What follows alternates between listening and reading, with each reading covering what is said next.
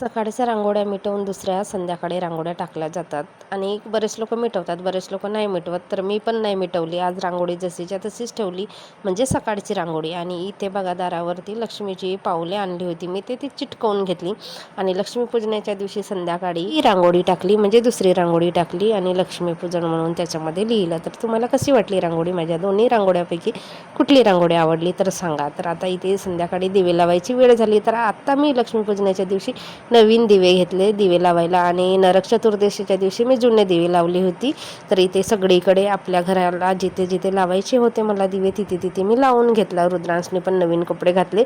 मी तर माझी जुनीच साडी घातली बघा, नवीन नाही घेतली होती मी. तर ही माझी साक्षीगंधाची साडी आहे, बऱ्याच दिवसानंतर घातली. आणि दिवे ठेवल्यानंतर रांगोळ्या तुम्हाला कशा दिसतात? तर झगमग झगमग सगळ्यांच्या दारापुढे दिवे वगैरे लागलेले आहेत, सिरीजसुद्धा लागलेले आहेत. रुद्रांश नवीन कपडे घालून बसला.